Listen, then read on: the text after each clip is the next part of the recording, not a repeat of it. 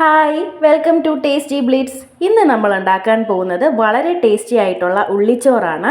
ഈ ഒരു ഉള്ളിച്ചോറിന് വളരെ കുറച്ച് ഇൻഗ്രീഡിയൻസ് മാത്രം മതി, നമുക്ക് പെട്ടെന്ന് തന്നെ ഉണ്ടാക്കിയെടുക്കാവുന്നതാണ്.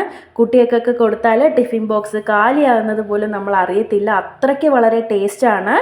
അപ്പോൾ നമുക്ക് പെട്ടെന്ന് തന്നെ വീഡിയോയിലോട്ട് പോയാലോ? ആദ്യം തന്നെ 2 സവോള വളരെ നേർത്ത കനത്തിൽ കട്ട് ചെയ്തെടുത്തിട്ടുണ്ട്. ഇതൊരു മീഡിയം വലിപ്പത്തിലുള്ള 2 സവോളയാണ് എടുത്തിട്ടുള്ളത്. വലിയ സവോളയാണെങ്കിൽ ഒരെണ്ണം മതിയാവും. നമുക്കിതൊന്ന് വഴറ്റിയെടുക്കാം. ആദ്യം തന്നെ പാൻ അടുപ്പത്ത് വെച്ചിട്ടുണ്ട്. ചൂടാവുമ്പോൾ നമുക്ക് 1 സ്പൂൺ നെയ്യ് ആഡ് ചെയ്യാം. നെയ്യ് ഒന്ന് ചൂടായി വരുമ്പോൾ പെരിഞ്ജീരകം ആഡ് ചെയ്യും. നമുക്ക് കട്ട് ചെയ്ത് വെച്ചിരിക്കുന്ന സവോള ഇട്ട് കൊടുക്കാം.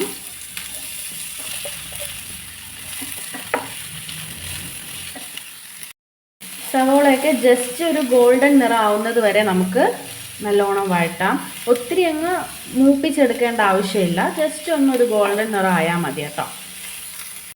ഈ സമയത്ത് നമുക്ക് 1/2 ടീസ്പൂൺ ഉപ്പ് ആഡ് ചെയ്യാം.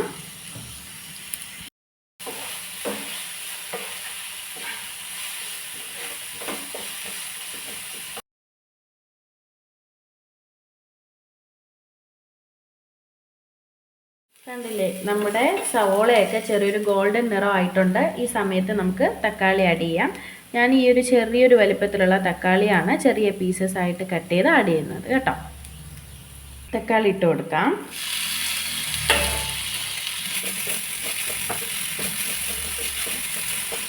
അപ്പോൾ കണ്ടില്ലേ, നമ്മുടെ തക്കാളിയൊക്കെ നല്ലോണം വെന്ത് ചേർന്നിട്ടുണ്ട്. ഈ ഒരു സമയത്ത് നമുക്ക് പൊടികൾ ആഡ് ചെയ്യാം. ആദ്യമായിട്ട് ഞാനൊരു 1/4 ടീസ്പൂൺ മഞ്ഞൾപ്പൊടി ആഡ് ചെയ്യുന്നുണ്ട്. അടുത്തതായി 1 സ്പൂൺ മുളക് പൊടി ആഡ് ചെയ്യുന്നുണ്ട്. നമ്മളെടുക്കുന്ന ചോറിനനുസരിച്ചാണ് നമ്മൾ പൊടികൾ ആഡ് ചെയ്യേണ്ടത്. അടുത്തതായി 1/2 സ്പൂൺ മസാല പൊടിയും കൂടെ ആഡ് ചെയ്യുന്നുണ്ട്. നല്ലോണം ഒന്ന് മിക്സ് ചെയ്ത് കൊടുക്കാം. ഈ സമയത്ത് ഞാനൊരു 1/4 കപ്പ് വെള്ളം ഒഴിച്ച് കൊടുക്കുന്നുണ്ട്. വളരെ കുറച്ച് മതിയാവും. ഈ മസാലകളൊക്കെ ചോറിലോട്ട് നന്നായിട്ട് പിടിക്കാൻ വേണ്ടിയിട്ടാണ് 1/4 കപ്പ് വെള്ളം ഒഴിച്ചു കൊടുത്തത്. ഇനി നമുക്ക് വേണ്ടുന്നതാണ് ചോറ്. ഞാനിവിടെ 1/2 കപ്പ് ചോറ് എടുത്തിട്ടുണ്ട്. ഏതരി ആയാലും കുഴപ്പമില്ല കേട്ടോ, നമ്മൾ വീട്ടിൽ യൂസ് ചെയ്യുന്ന ഏതരി ആയാലും കുഴപ്പമില്ല. അപ്പോൾ 1/2 കപ്പ് ചോറ് ഇവിടെ എടുത്തിട്ടുണ്ട്. നമുക്ക് ഈ ചോറ് ആഡ് ചെയ്യാം. നല്ലോണം ഒന്ന് ഇളക്കി കൊടുക്കാം.